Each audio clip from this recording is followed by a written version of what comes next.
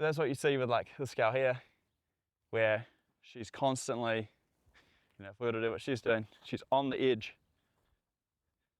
and she's going from there where it's off to there where it's on, so I can like graze some fresh grass, turn over here, turn the thing off, come over here, graze some grass, turn over here, turn the thing off.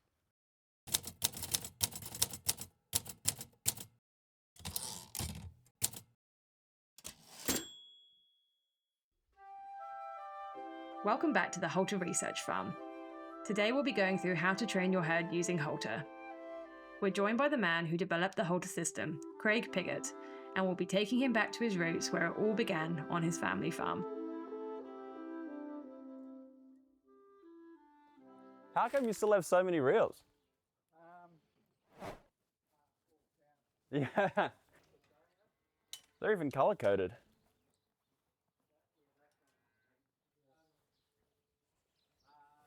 We were actually thinking, you've never actually trained cows. Me? Yeah.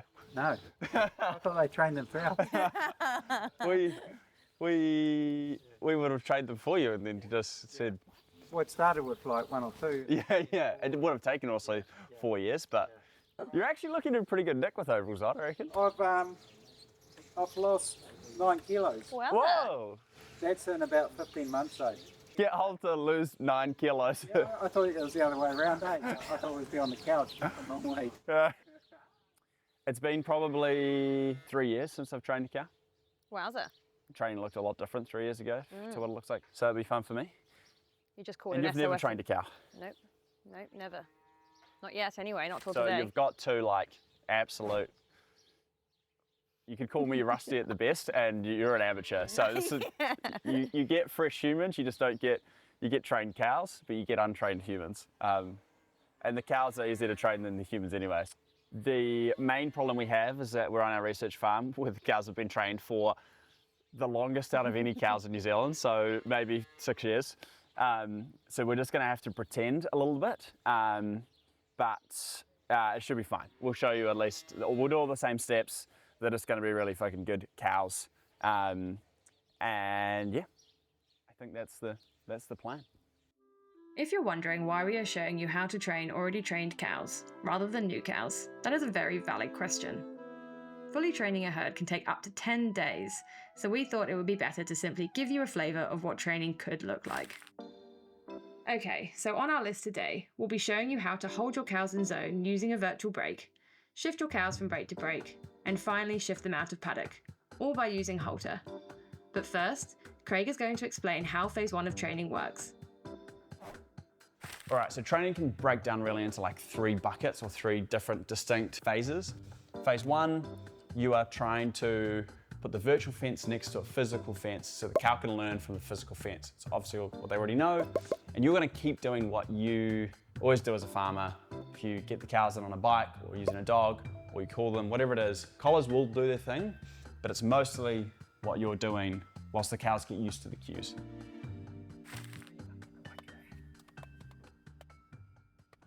All right. What I would recommend is to draw the virtual so you roughly know how big it is, and then step it out 5 meters and put up the safety fence or the physical guide.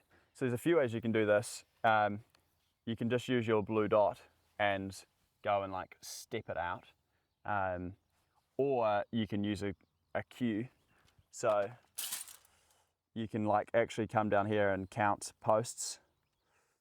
I'm following your dot, so. So we are bang on the edge of this break at the moment. The cow's obviously gates down here, so we'll step out 5. Oh,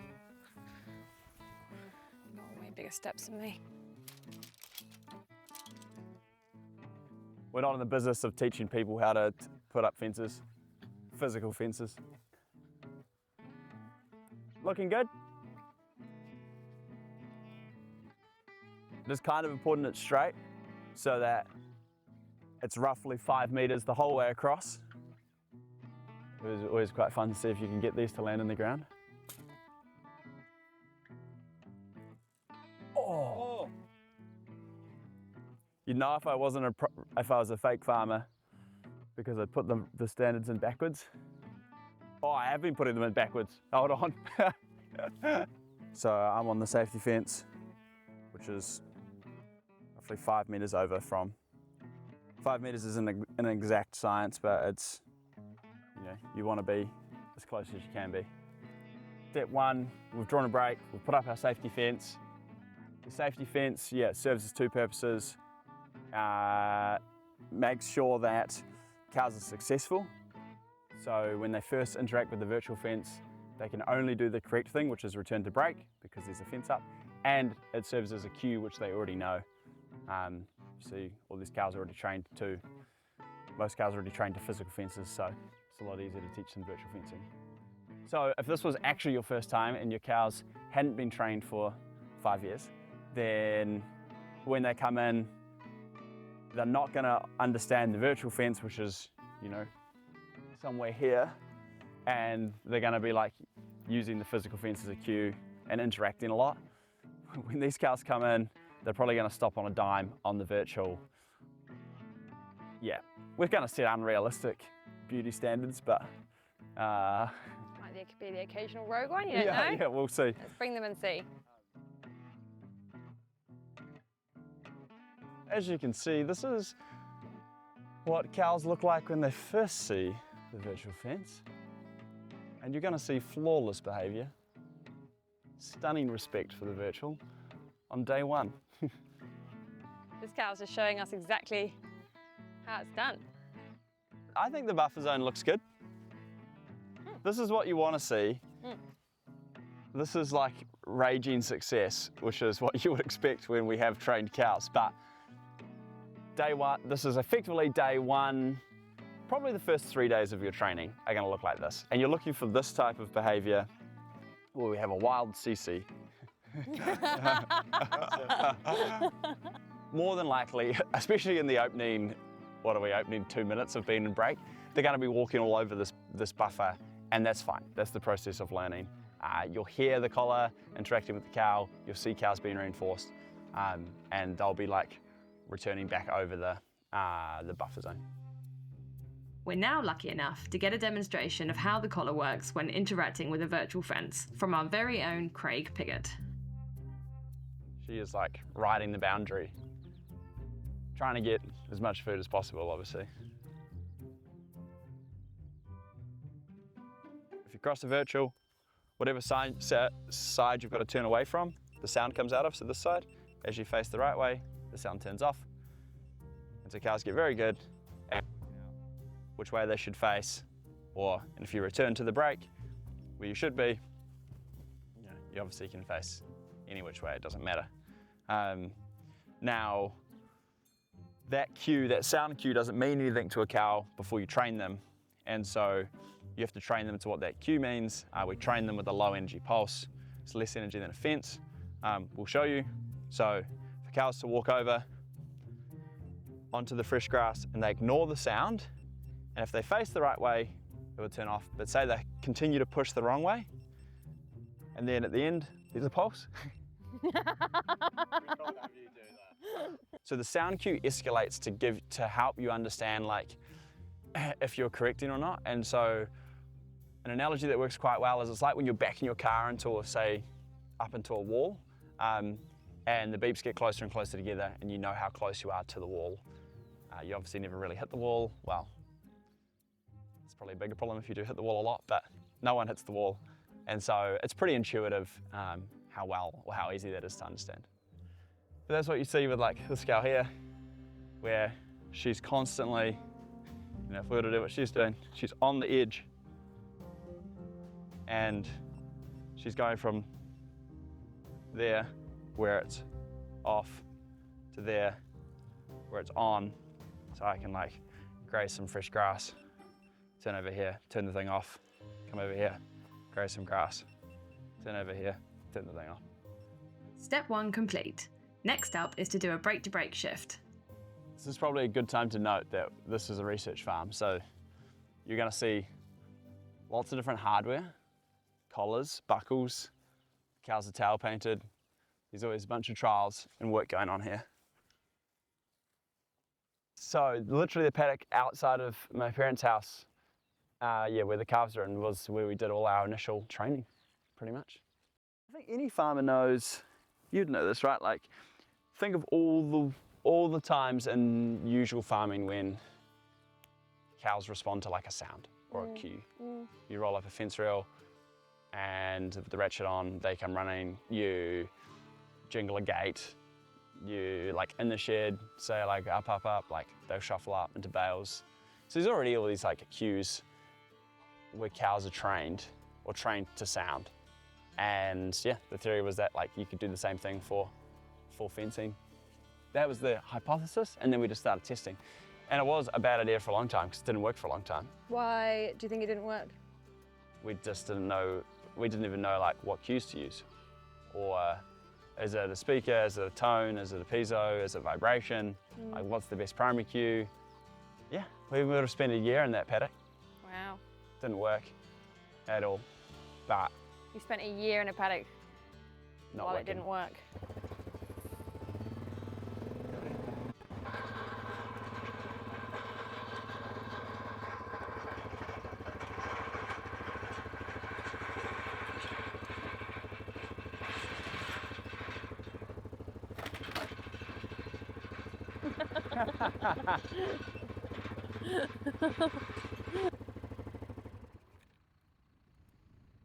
Off to the scrapyard.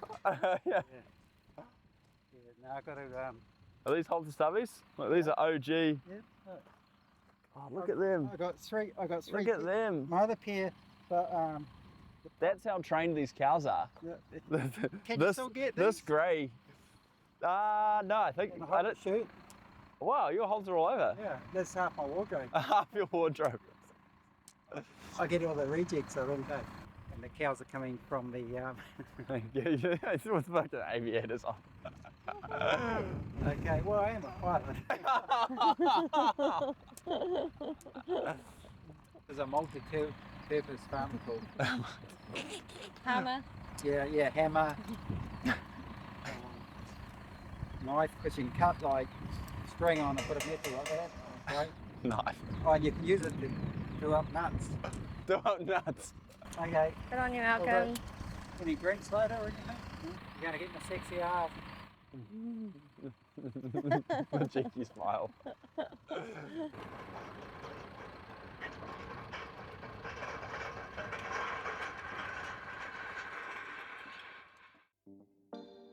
Next step, we're going to train them to do a break to break, and so we'll draw that break and then we'll step it out, put up the next safety fence, so that when they shift from this break into the next one, there's that fence already there. So once you've set the cows to move, you've got 3 minutes before the action happens. Hopefully pretty much in time with the cows moving, we will be rolling up the brake fence as well, so they're associating the noise of you rolling up the brake fence to them moving over into the next break. Because there's two of us here today, one of us is also going to go behind the cows on a bike and just gently encourage them to all move together, so that once again they associate what's happening with the collars with a move onto a fresh break of grass. Yep. Peace. Our problem today is going to be that these cows know exactly what they're fucking doing. So they're going to be like that across. So hold to drop. And now we have 2 minutes and 55 seconds. So I'm going to go wind this fence up.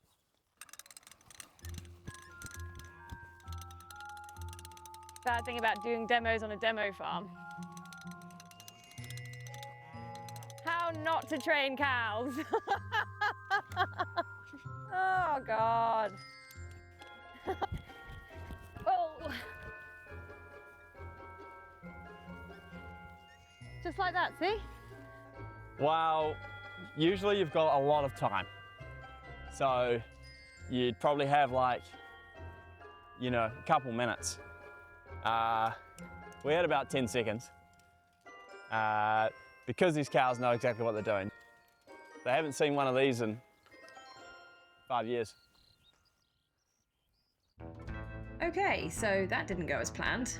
Maybe we should do a take 2 on that. So we've done a reset. We're back, back a step. Fence is back up. cows are back where they should be. And we're going to do that a bit differently second time round. So obviously these cows are trained, they know what they're doing, so we don't have the time to do all the steps that you would do if you were training. And so what we're going to do this time round, we're going to wind up the fence and manually shift them, and we're not going to use halter. This is what it should look like for your cows. And this is a cue they're hopefully used to. That's what you usually do. Alex is at the back, supporting them across.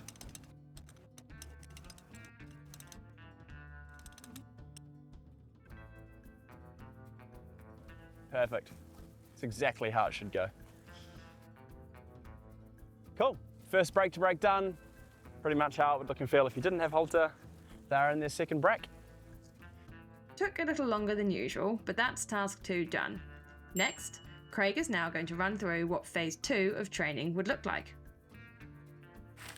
Phase 2, you're still supporting manually, but you now do not have the safety fences. So you don't have to put up a reel and the gate is open.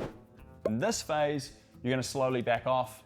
You're going to give the cows more and more time each day to work things out for themselves. And so if they are struggling at that point, that is your cue to kind of step in and support. So this would be like, say, yeah, if you're 5 days in roughly, cows are starting to get hang of the cues, so they're going to move pretty quick. So we'll be supporting. Probably we're not going to need to do a whole lot, but we'll definitely be on the backside of them in case we are needed. But yeah, there's a good chance that it's going to run straight across. Drop break. Drop. Girlies.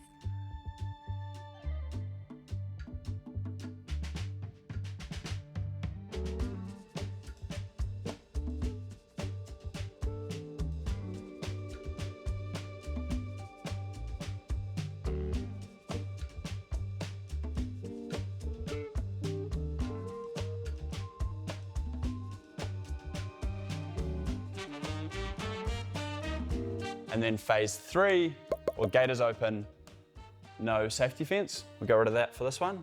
But instead of manually shifting them, you're now just observing. If the cows do struggle, if you're shifting them out of paddock and they take longer than 7 minutes, or looks like they're a bit confused, step in, help them, make sure that they're successful. So this is why it's still important to be here to observe until day 10, when they're fully trained and they're shifting out of paddock and doing a break to break without issue. Then you can go be wherever you'd like to be. Find a nice spot to sit back and observe. You just want to be close enough that you can actually, if you're in your house, there's a problem because it'll take you too long to help if they need you. 5 seconds, 4 seconds. And the app is live to an extent, so you're not going to see them all shift in one go, but you'll see them slowly start moving. You can see pretty clearly and quickly with the cows, like as soon as that brakes drop, they're gone. But these are very well trained cows. Yeah. So this is where you would just observe, give them a moment. They're making progress, so I'm not going to intervene. If they were confused, weren't sure what to do, you give them a few minutes, and then you can help them out if you need to. They don't need any encouragement. They're on a mission. They know where they're going. We've definitely iterated this a load. At one point we had like specific tunes for sheds and different destinations, and we had like someone played a tune on a piano and we recorded it, and so the collar was using that. Yeah, over time we've just managed to keep simplifying it. We've deleted the tune. So now is just literally the primary cues. So if a cow's facing away from the gate, she'll get the cues and she'll turn and start to walk towards the gate. If you're facing towards the gate, this is where we use vibration. Vibration is a positive cue or lets the cow know that they're doing the right thing. Yeah, that is how to train your cows with cows that are already trained in a day with halter. From this point on, you're good to go. You are now fully using the product to save time, grow and harvest more grass, monitor your cows, improve your mating results, all of the above. Now's the fun bit. Now's where you get to prove Yeah, this is the fun bit. the value. Right, that's all the jobs done, and we now have some fully trained cows. Next, we're off to see how one of our newly deployed halter farms is getting on with the system. That's us, the blue dot, and the Tankerloop, and yeah, that's all the cows right there. Like every now and again you think about it, you think, shit, that's pretty amazing.